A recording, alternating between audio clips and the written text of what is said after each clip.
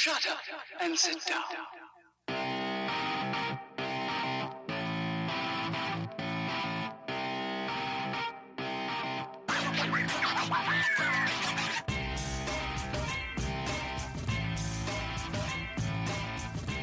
Welcome to the Bricks King podcast, where I'm going to bend your ear about Lego. Review those amazing bricks of plastic. Discuss what is new and up and coming around the Lego world. I'm your minifig host, Matt. Let's build on it. Welcome in, everybody. How are we doing today? Hopefully you're doing quite lovely. It's a good day. You know, it's a good day. We're almost at the final couple days of April. Fantastical, amazing April. We get to move into May where new things happen. April showers bring May flowers, at least here in the United States. So let's see what happens. Space. Lego this year seems to be full in, push all their chips in to space. And today we're talking about space again. Lego City Space again. Can you believe it? I honestly thought at this point in time we'd be done. Like, okay, we got it. The theme from January until now. You know, everything has happened. It's here. We're done. And Lego says, hold my beer. So we're back for more Lego City Space. However, it's slightly different. It's different because it's a mega pack of Lego City Space. And that's what we're going to talk about. The Lego group has kindly enough sent me something for Lego City Space. Again, a continuation. And this time it's called the Space Explorers Pack. 60441 is the set number. I don't have pieces.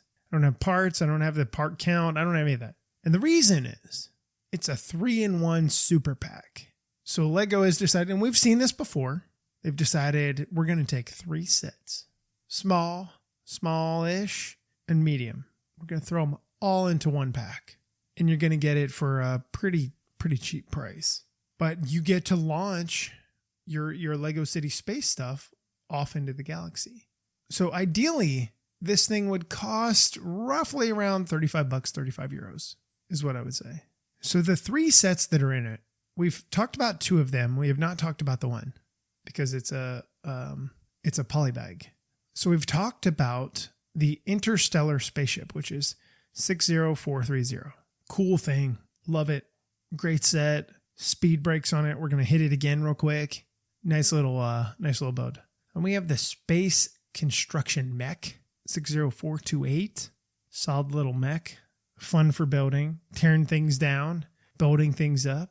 And then the polybag, the Space Hover Bike, 30663. This is the new thing that we have not talked about before. However, we're going to still hit on the other 2. And the reason is this. While this is going to be a short episode, a much maligned shorter episode, I have nothing else to go with it. So I was like, you know what? We're going to hit it. We're going to go with it. But the interesting thing about it is, and we're going to touch on this in a minute, is the 3-in-1. I think the 3-in-1 idea is phenomenal. It can work so well. But why not give people the 3-in-1 for other things?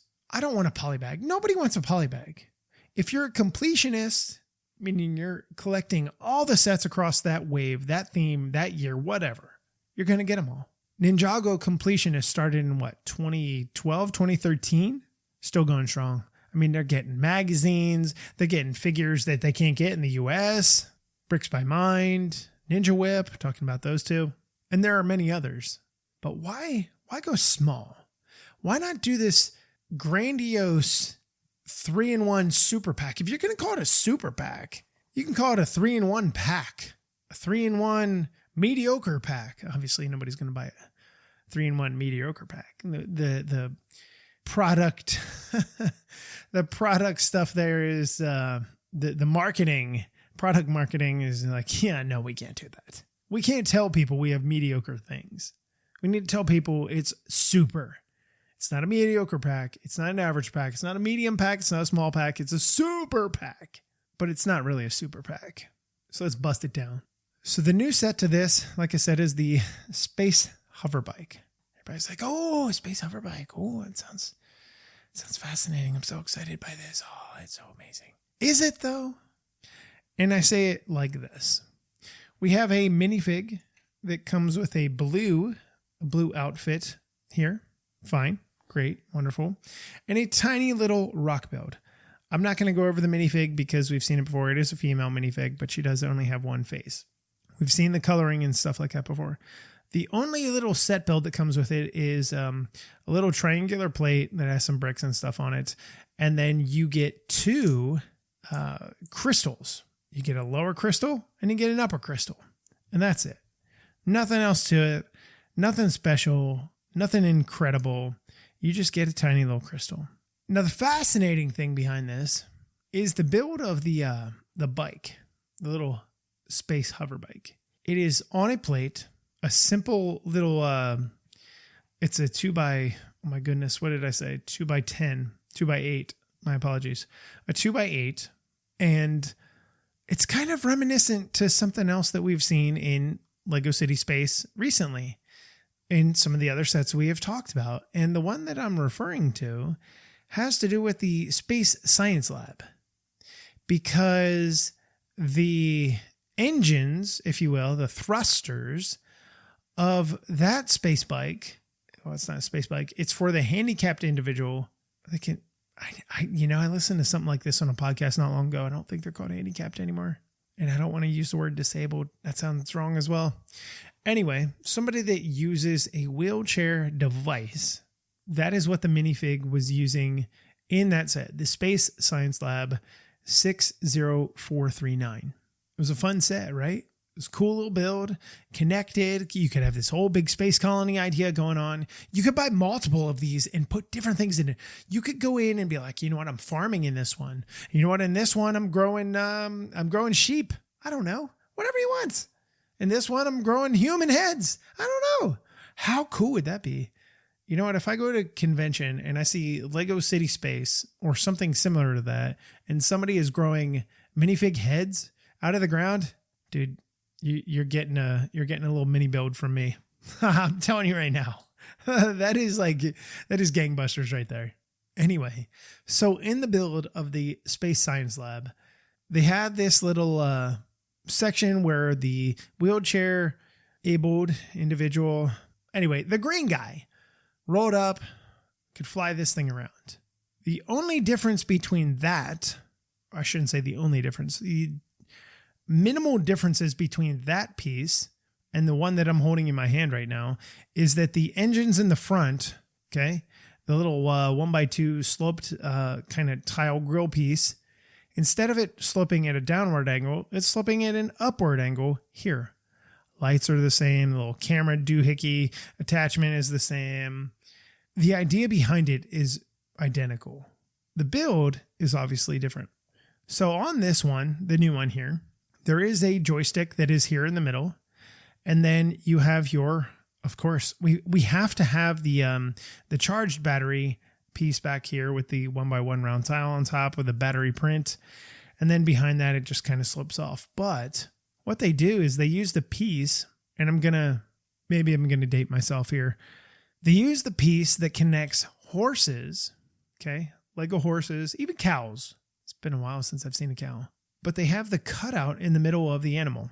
You place this on, and it's supposed to look like, I don't know what it's called, ropes, tethers, whatever, from the animal back to the hands, right? Sometimes it's attached to a cart. Obviously, it's attached to a cart, but sometimes it looks like the minifig is, kind of holding on to them. That is the piece that they're using here.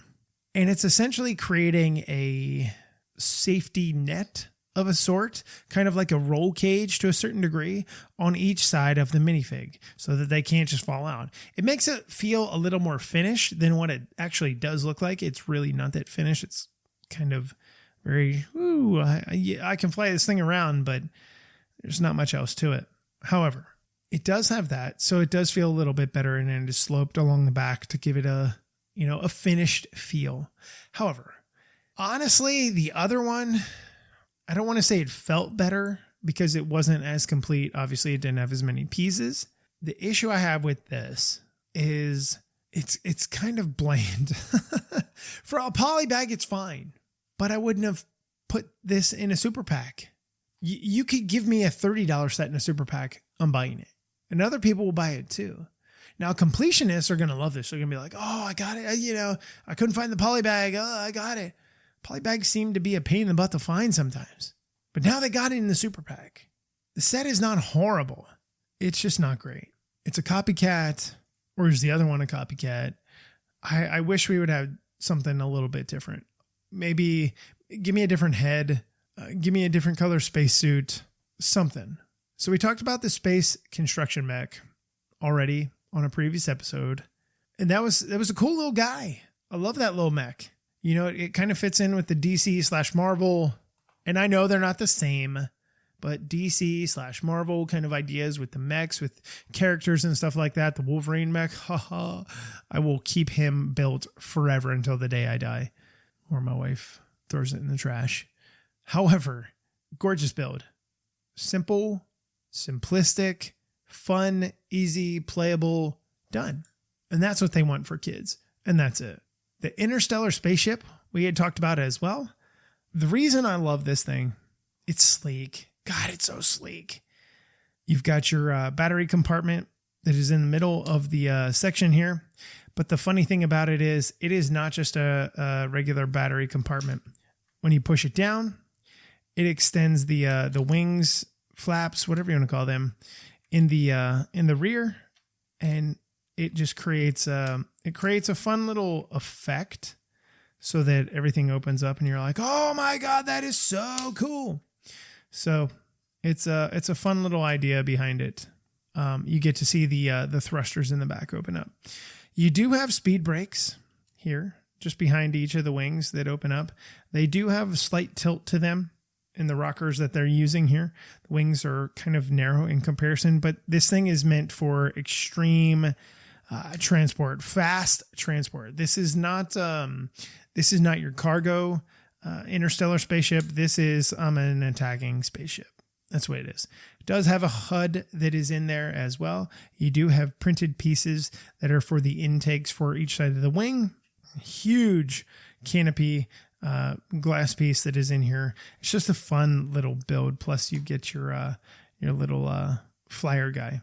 So as a whole, the set is fine. I don't have a problem with the set as a whole. I have a problem with the choices of the set as a whole. And the reason is this. And I already mentioned it. If you're going to give me a 3-in-1 super pack, I want more substance. I want more substance. I don't want a $5 poly bag, a poly pack, poly bag, whatever you call it. I don't want that. Space construction mech. Okay, fine. Not bad. I would have rather them taken the Space Explorer rover and Alien Life 60431 vehicle, 6-wheeled vehicle, pair that with the spaceship and asteroid Discovery. Okay, that's a $20 set, and the other one is it's 30 euros and 20 euros. So we're at 50, right? Not horrible. And then you can talk me into the mech or maybe the poly bag at 60 euros. Okay, that is the value if you buy them all separate. If you cut it and you say we're going to sell it at 50 euros, boom, you're going to have stuff fly off the shelf. And instead of selling things in a 60 euro combination, you have an opportunity to be able to just bang, things are done. 50 euros. Here you go. You get 3 sets. You get a mid-level, you get a small level, and you get another small level. And you get to have fun. You can essentially build up from there. Nobody's saying, hey, the space, not the Space Science Lab, the space base. We don't need the command rover, which is still built. I love that thing. It's so cool looking. We don't need the modular space station, which is okay. It is what it is. It's not the most adult friendly thing. It is definitely a kid play thing. But, if you give me some kind of vehicle, like the ground vehicle, like I said, the rover and Alien Life vehicle, and you give me a spaceship, even a small one, the spaceship and asteroid Discovery, at least I have a playset, right? I have a small flyer with a tiny little playset. I have a roaming vehicle with a playset, and now I have a mech with a playset. And I understand why they do the 3-in-1 super packs as far as marketing, as far as sales, as far as what they choose for it. I do. I just wish the thinking behind it would change. And the reason being, from a company standpoint, a marketing sales standpoint, you're going to get a lot more money out of me putting a medium size with a small size set. And then you can pepper in something else small or small-ish. But don't give me a poly bag. Yes, I get an extra figure. As a kid, I would have loved it. And I know people are looking at it like, well, these go to kids. They're a toy company. I get it. 100%, I get it. But when you do anything space related, you've got to consider the adult audience. It doesn't matter if it's Lego City. It doesn't matter if it's the 6+, 5+ audience. The audience that has the money, the disposable income, is going to throw money at things. And not just for the set. Minifigs, parts, pieces, minifig heads, certain colors of pieces. It's all there. And I don't think that Lego marketing, whatever you want to call it, sales, looks at that. They don't really kind of take into account like, you know what? If we put this unique piece in this $30 Space Explorer Rover set, we're going to get sales from it. But if we also put it in a super pack, the same set, and we put in 2 smaller sets with it, minimal smaller sets, we say, hey, €50, $50, this can all be yours. Well, of course, what am I going to do? I'm going to get the 3-in-1. I just saved myself $10. Even if I save myself $5, I'm still saving myself money in the grand scheme of things. I just wish it wasn't. Now, granted, it isn't the 3 small sets in the wave. It's not the polybag, the space mech, and the spaceship asteroid Discovery. It's one above with the interstellar spaceship, which I'm happy for. But, as a Lego enthusiast, a Lego fan, I'm always going to be like, well, you could have done this a little bit different. Because the Lego community is always going to say, well, you could have done that just a little bit different as well. But I like it. I wish we didn't have the polybag. That's what I wish. And the funny thing is, and some of you are going to laugh at me and be like, you're such an idiot. Since the review of the Space Explorer rover and the Command rover, I bought 2 of each. I've got plans. One has already been overhauled. The smaller of the 2, the Space Explorer rover. I'm building my own little Lego space paradise is probably not the right word, but paradise in my mind, where I can go and I can relax and be like, let's go ahead and throw some Lego bricks on this and Lego tiles because it's fun. And I'm building up my own little space idea and stuff like that. So I appreciate the fact that these sets are out there to be able to have some fun, be able to go build my own thing and kind of mock the box, if you will. To a certain degree, those of you that are mockers, you have competed in those competitions. If you're part of a Lego user group, a LUG. For those of you that are new here, a LUG is a Lego user group. So it's going to wrap it up. I hope you guys enjoyed it. It was a fun little discussion. On the next episode, you are going to hear about the Milky Way, one of the worst candy bars ever, and I will challenge you on it. So until we meet again, I'm your Minifig Ghost Matt. Let's build on it.